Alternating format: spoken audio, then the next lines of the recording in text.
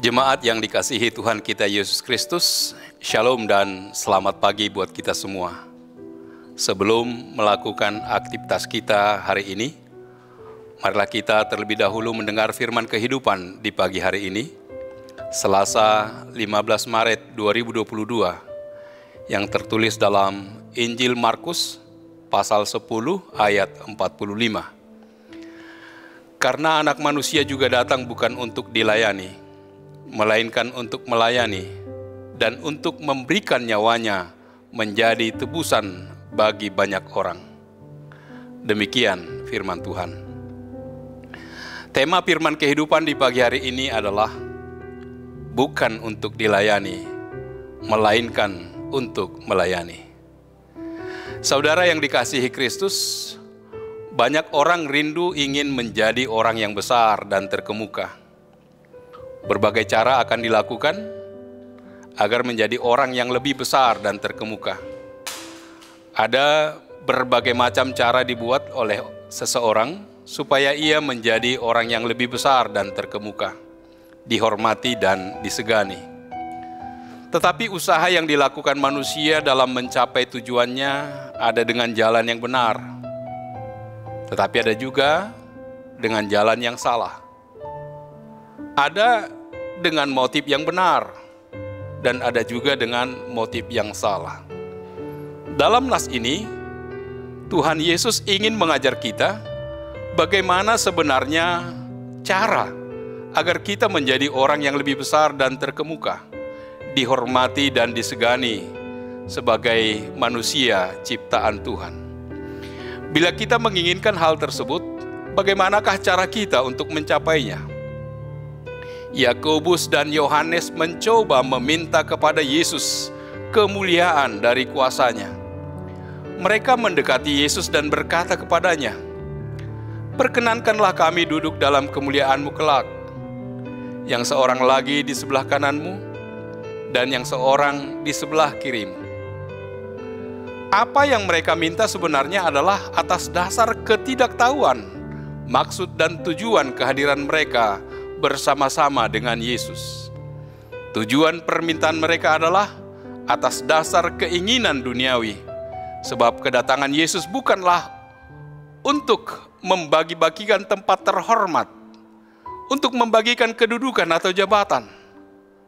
Justru harus ikut dalam penderitaan dan kesengsaraannya. Namun walaupun demikian, Yesus tidak langsung begitu saja menyalahkan permintaan mereka. Sebab tempat kemuliaan yang mereka minta tidak pada keadaan dengan tempat kemuliaan yang kekal yang hendak diberikan oleh Tuhan. Di dalam ayat 45 tadi, Yesus adalah perwujudan etikanya sendiri atau integritas dirinya melakukan apa yang diajarkannya. Ucapan ini adalah pernyataan tegas yang paling tua tentang tujuan kedatangan Kristus, serta menetapkan pekerjaannya sebagai pelayanan dan memberi. Dalam kitab Nabi Yesaya pasal 53 jelas diuraikan nubuatan tentang kedatangan Mesias sebagai hamba Allah yang menderita untuk menyelamatkan manusia dari kejahatan. Ini adalah konsekuensi dari yang terbesar dan yang terkemuka, yaitu menjadi pelayan dan menjadi hamba untuk keselamatan umat manusia. Nilai seorang hamba hanya ada dalam pelayanannya. Hamba yang tidak melayani sama sekali tidak punya nilai. Hamba tidak bekerja untuk dirinya, tetapi dia bekerja untuk Tuannya. Dan sebagai orang Kristen, kita harus menganggap semua orang itu adalah tuan-tuan yang selayaknya kita layani. Kita melayani karena kita sudah lebih dulu dilayani oleh Yesus yang telah memberikan hidupnya untuk keselamatan kita. Dan sebagai orang yang percaya, kita harus memiliki gaya hidup untuk melayani. Melayani adalah gaya hidup orang yang percaya, bukan untuk dilayani. Mengejar jabatan yang tinggi, pengetahuan yang tinggi, pengaruh yang tinggi itu memang tidak salah jika semuanya bertujuan untuk melayani, bertujuan untuk membawa pembebasan. Mengapa Yesus dikenang sampai akhir zaman? Tidak lain dan tidak bukan karena Ia mempunyai gaya hidup yang melayani.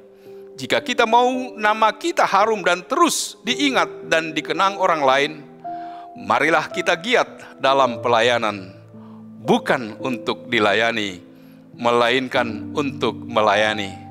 Sebagai orang Kristen, kita harus melayani, karena soal duduk di sebelah kanan atau kiri Kristus bukan soal permintaan dan keinginan, tetapi soal menjadi besar dan terkemuka.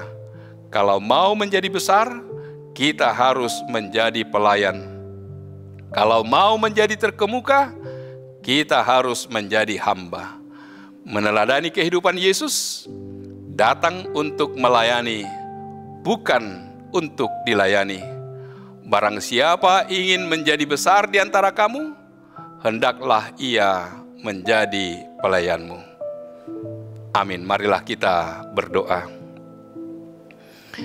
Allah Bapa di surga, terima kasih Tuhan atas sapaan firman-Mu kepada kami. Biarlah melalui firman-Mu, Engkau mengingatkan kami, bukan untuk dilayani, melainkan untuk melayani. Ya Bapa, Engkau telah melayani kami. Biarlah kami menjadi pelayan seorang dengan yang lain. Sebab dengan demikian, kami akan menunjukkan kasih Kristus di dalam kehidupan kami. Sebab bukan jabatan, bukan kedudukan yang menjadi tujuan, melainkan biarlah melalui pelayanan kami, nama Tuhan semakin dipermuliakan.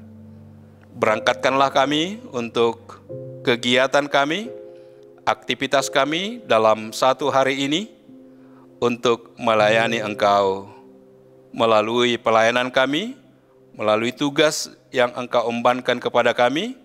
Biarlah kami melayani Tuhan dan sesama kami. Terpujilah nama-Mu. Dalam nama Yesus kami berdoa dan mengucap syukur.